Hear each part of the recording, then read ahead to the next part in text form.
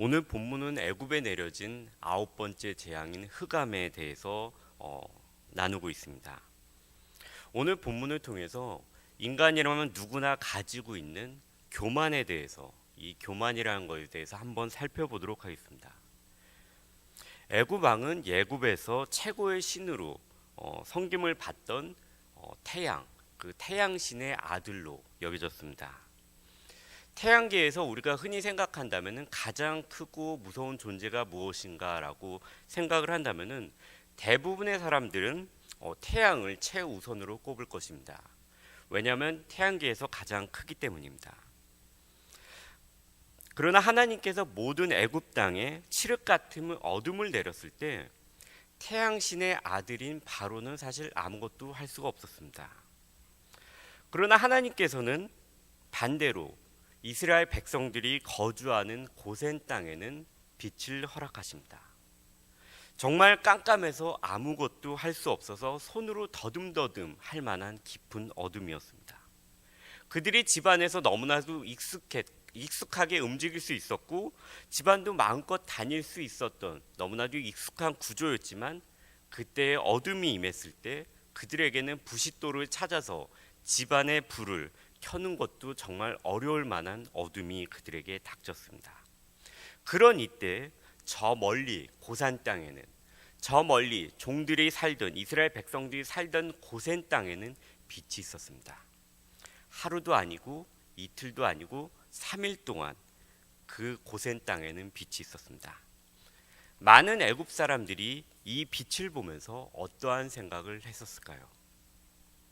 아마도 하나님이 누구이기에 이런 일을 행할 수 있는가라는 생각이 그들의 머리 가운데 들었을 것입니다. 하나님은 빛도 마음대로 하시는 분이신가라는 생각이 그들의 머리 가운데 들었을 것입니다. 태양의 아들 바로의 왕궁에도 빛이 꺼져서 빛이 없는데 저 멀리 노예로 사는 이스라엘 백성의 땅에 빛이 있는 것을 보고 태양보다 더 높은 어둠과 빛을 주관하시는 분이 이분이 아니신가라는 생각이 애굽 사람들의 마음에 들었을 것입니다. 하나님께서 애굽에 재앙을 내리실 때 이스라엘 백성들이 거주하는 고센 땅을 구분하였는데 이것은 처음이 아니었습니다. 파리가 온 애굽 땅에 가득한 그때에도 하나님은 내 백성이 거주하는 고센 땅을 구별하여 그곳에는 파리가 있게 하지 않겠다고 하셨습니다.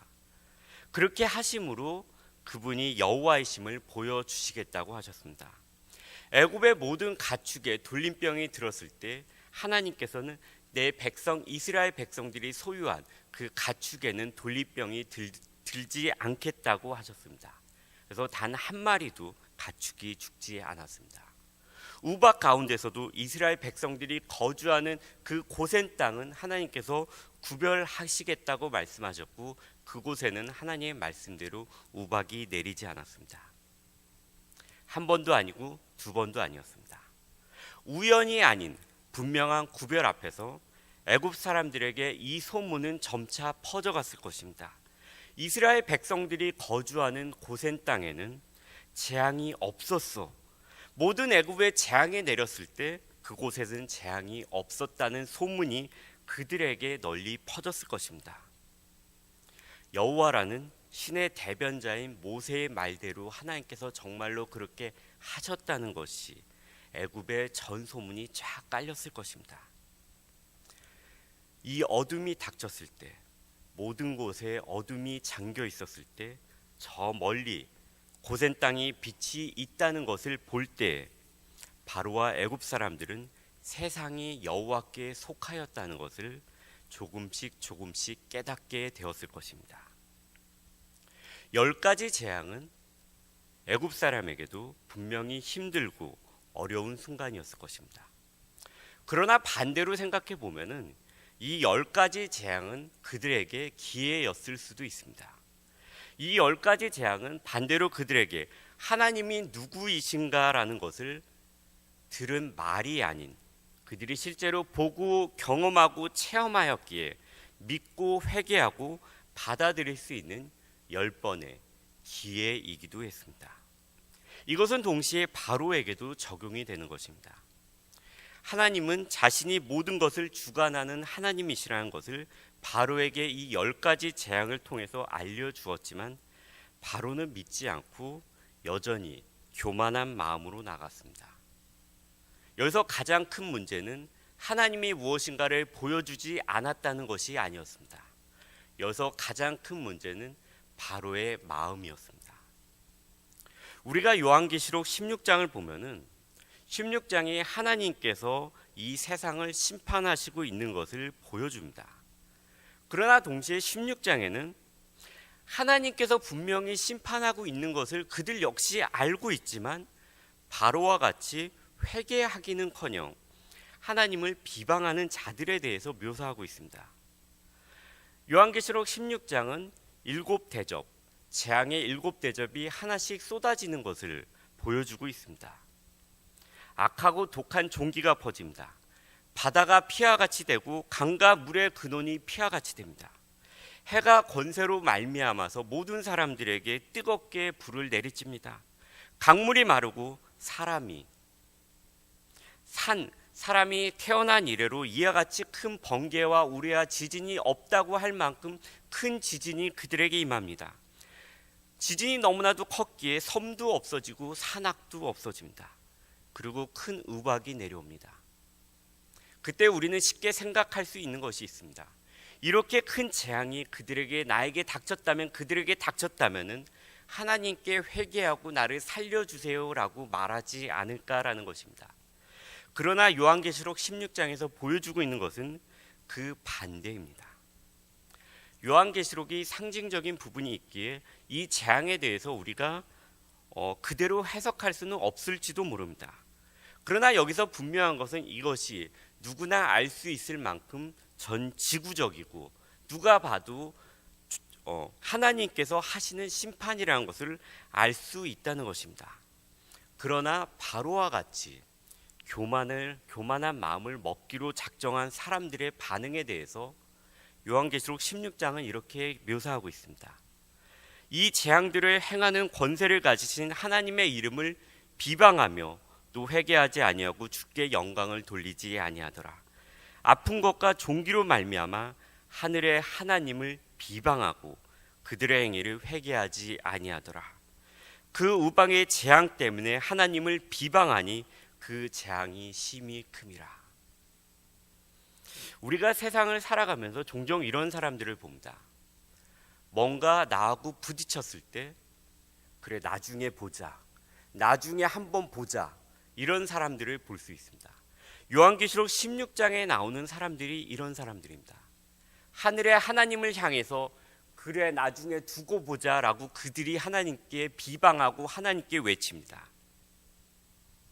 그들의 행위는 하늘을 바라보고 그래 두고 보자, 한번 갈 때까지 가보자라는 마음을 보입니다. 이것이 인간의 마음의 문제입니다. 바로 역시 동일합니다. 하나님은 바로에게 자신을 보여주십니다. 그러나 바로는 끝까지 이스라엘을 포기하지 않습니다. 이스라엘 백성을 보내주겠다. 그러나 가축은 보내줄 수 없다라고 바로는 이야기합니다.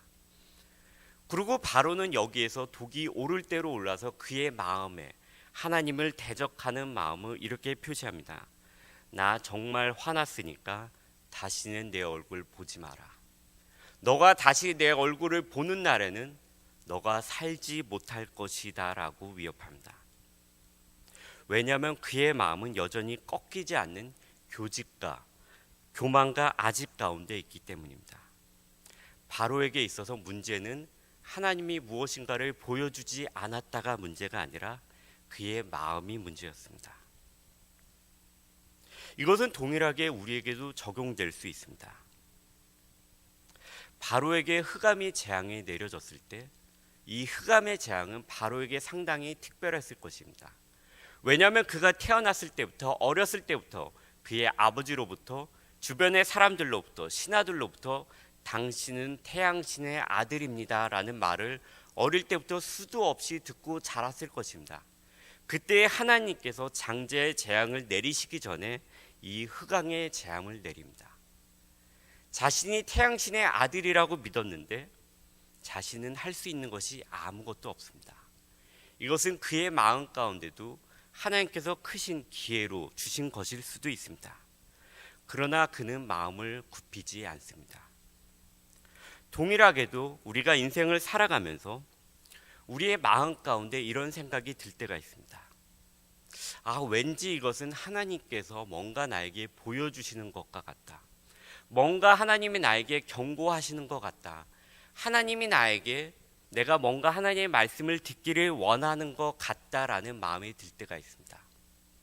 하나님이 뭔가를 계속해서 보여주시는데 문제는 하나님이 보여주시 않음이 아니라 내가 문제가 있는 때가 있습니다. 나의 마음 가운데 여전히 강팍한 마음으로 나아가고 싶을 때가 있습니다. 바로는 믿지 않는 사람이었으니까 그럴 수 있다라고 우리가 칠 수 있습니다. 그러나 우리가 성경을 읽다 보면 많은 믿는 사람들 중에 여전히 마음 가운데 강팍한 마음으로 반대로 나아가는 사람이 있습니다. 대표적인 사람이 요나입니다. 하나님께서 요나에게 느느웨로 가라고 했습니다. 이스라엘의 동쪽에 있는 느느웨로 가라고 했을 때 요나는 이스라엘의 서쪽에 있는 다시스로 가게 됩니다. 이것이 인간의 마음입니다. 우리가 세상을 살아가면서 이런 일을 경험할 때 나의 반응은 어떻게 해야 되겠습니까?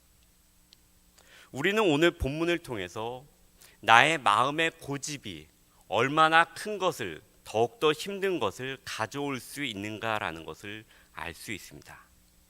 하나님께로 나오지 않을 때, 여전히 내가 바로와 같이 교만한 마음을 갖고 내 마음을 꺾지 않을 때 어떠한 일이 일어날 수 있는가에 대해서 우리는 오늘 본문을 통해서 배울 수 있습니다. 오늘 본문은 우리에게 우리가 하나님과의 불통 가운데 있을 때, 영적인 불통 가운데 있을 때 내가 무엇을 해야 하는가, 내가 어떻게 해야 되는가를 가르쳐 줍니다. 오늘 살아가면서, 그리고 인생을 살아가면서 나의 마음 가운데 뭔가 하나님이 나에게 보여주신 것 같다, 뭔가 하나님이 나에게 회개하라고 원하시는 것 같다라는 마음이 들 때 나의 마음을 바로와 같이 강팍하게 하는 것이 아니라 겸손한 마음으로 하나님께 회개하며 무릎을 꿇고 하나님께 여쭤볼 수 있는 그런 하루가 될 수 있으면 좋겠습니다.